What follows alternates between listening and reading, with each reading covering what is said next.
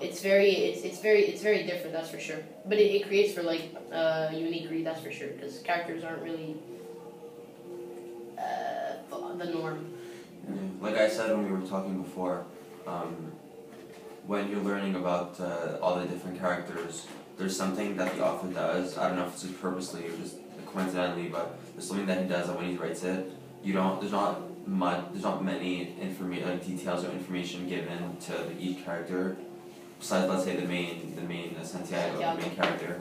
So there's always something you want to know about every character. Yeah, I feel like you want to know more about the characters too as you go on.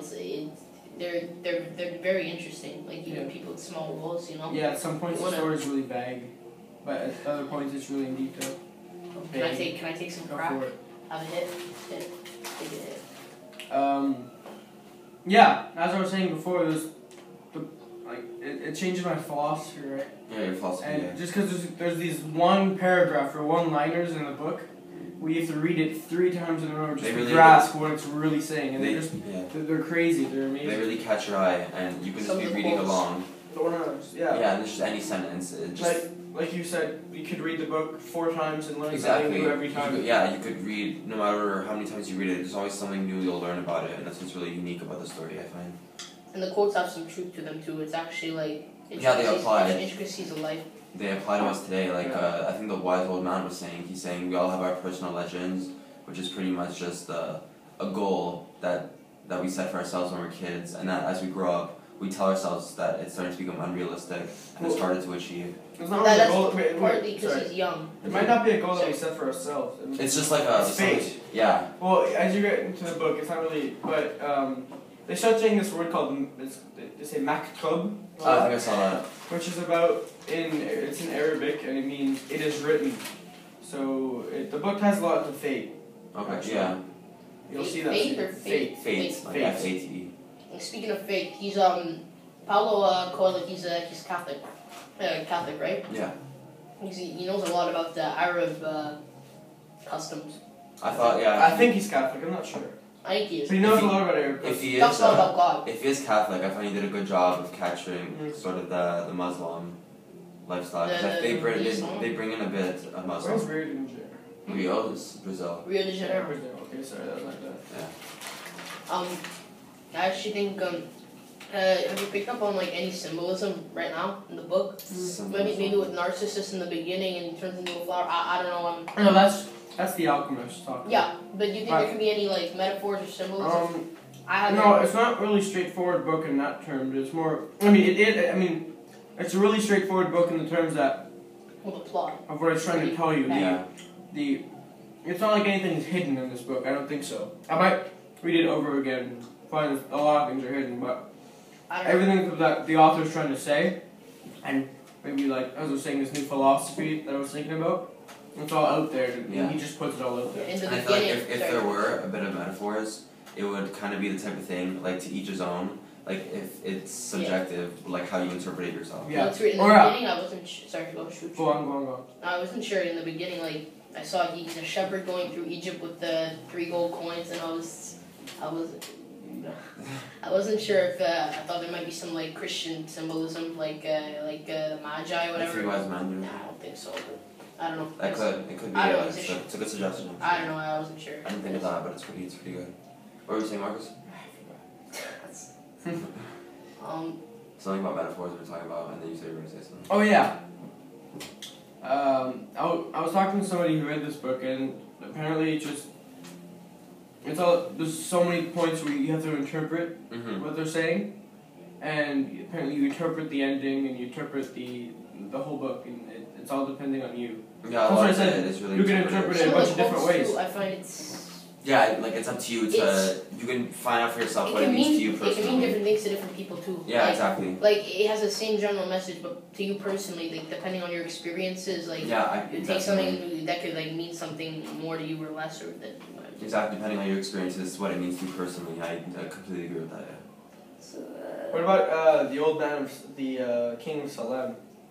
I thought it's a really I'm not as far as I'm not as far as you in the book, so there's not much information given on him. No, just it's basically just there's one part where they talk about him when we see more about him, when they're talking on the bench.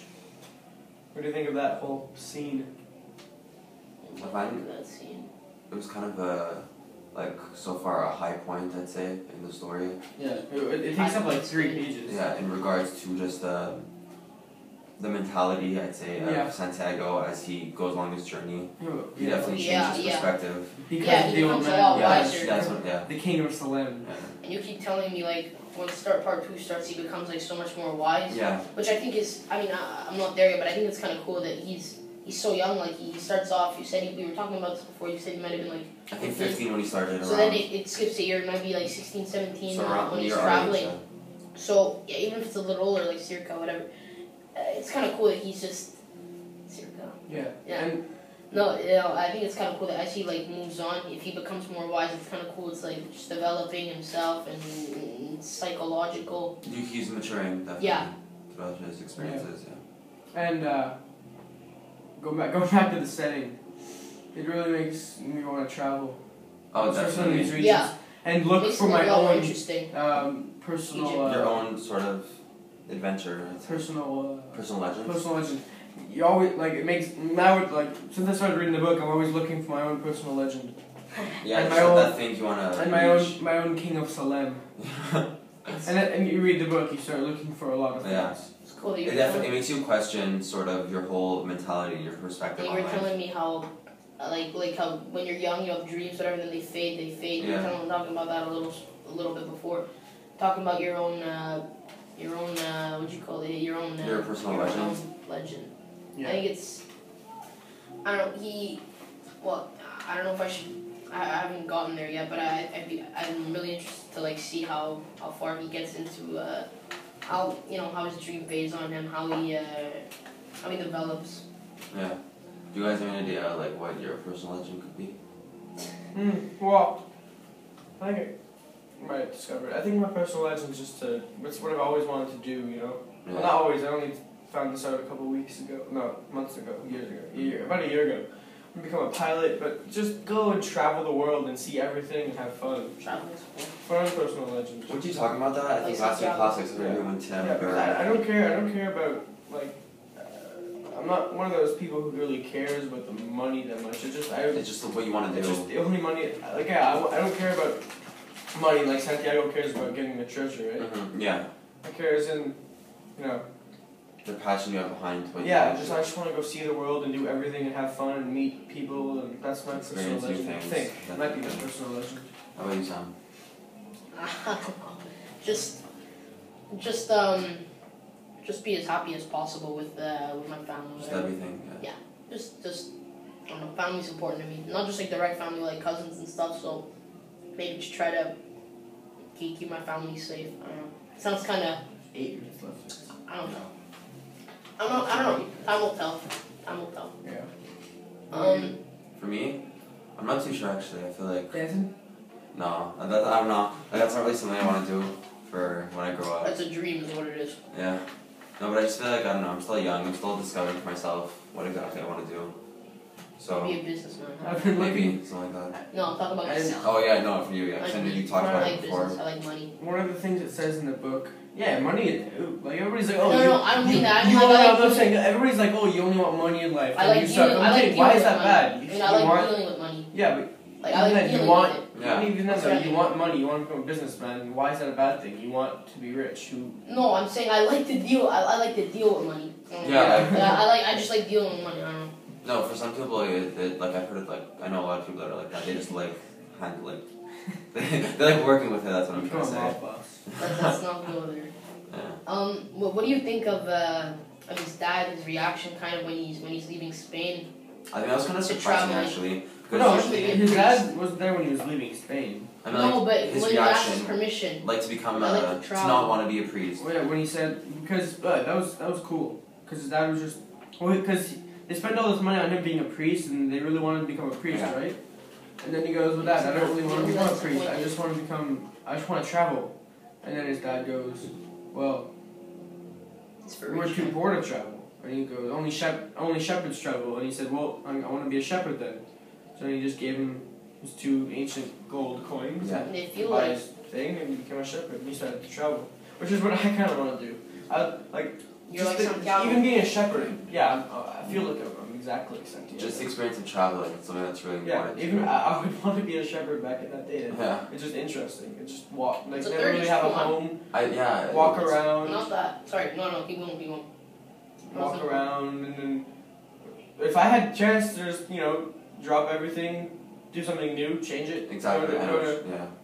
Experience a whole new culture. I mean, he learned Arabic in 6 months, which is. That's really I want to learn as many languages as possible. It's hard for people who speak like English and Spanish are actually similar. I heard it's like Mandarin, Korean, Arabic, because it's like a completely different alphabet. It's really, really tough for people who have like the same alphabet as us to learn it. Yeah. What I thought was really cool about his dad's reaction when he told his dad that he didn't want to be a priest is I thought it was a kind of a cool change, because usually in stories like these, when there's a son and he tells his dad, or even like a child of a parent, whatever, when he tells their parents that he doesn't want to do what they've sort of planned out for him to do, there's usually like a disagreement. But I thought it was really kind of in a way refreshing that he accepted what his son wanted to do. I find it's kind of cool that Marcus, you were just saying you want to just travel. I mean, it's kind of like the cliche, the norm is you do this, you go to school here, you go to school there, and then you get a job, and then you start a family. Oh, yeah, no, I hate that. I hate that. It's like the typical expectation. Yeah, I hate the cliche so much. Within that, you can have there's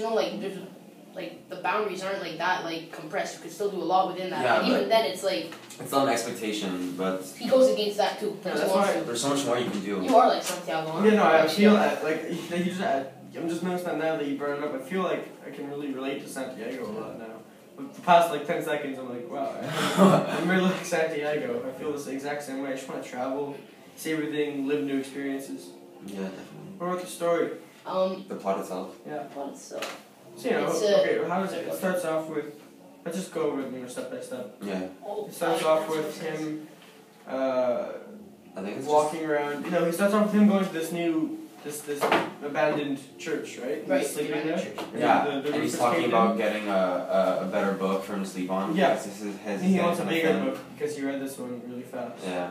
And he said it's also a plus. It's more comfortable the larger it is. And then his sheep talk to him, and they got. It's really interesting when it says that. When I woke up, the sheep also woke up. So it was kind of interesting. He said it was interesting how the sheep moved to his schedule, and he's like, oh wait, but maybe I just moved to the sheep's schedule. Yeah, I feel that was cool. The relationship between him and his sheep, obviously none of us are shepherds, so we don't really know what it's like. But I feel the relationship between him and his sheep, it's definitely something. There's more to it than I feel. And then he got rid of them. Yeah, what the author talks about. Do you think that could mean something, that he's so close to them and he's on the same? I mean, I haven't read, I'm not where Marcus is, but I feel like it could affect him, I'd say maybe emotionally, mentally, that he doesn't have a sheep anymore. I don't know if it had much of a toll on. Just because, I mean, think of it. He only wanted to become a shepherd so that he could travel, right? Yeah, so he could be thinking about his real goal, so the sheep weren't too part of it. Well, no, he was already pretty close to his personal legend, which is changing. The old King of Slum told him it was to find. Well, the gypsy told him it was to find. He was going to find a treasure, and then the king told him that it was that was his personal legend. That's what he said, talking about stuff. But even just traveling, do what he liked. He loved the sheep, and just walking around, meeting new people in all the towns. And he said throughout the first part, so you know too because you read it. He said throughout the first part, he's like, I often learn from my sheep, and I thought that was kind of it was a cool touch to it. Well, that dropped. I often learn from my sheep drops into the later part of the book, when he starts talking about how you can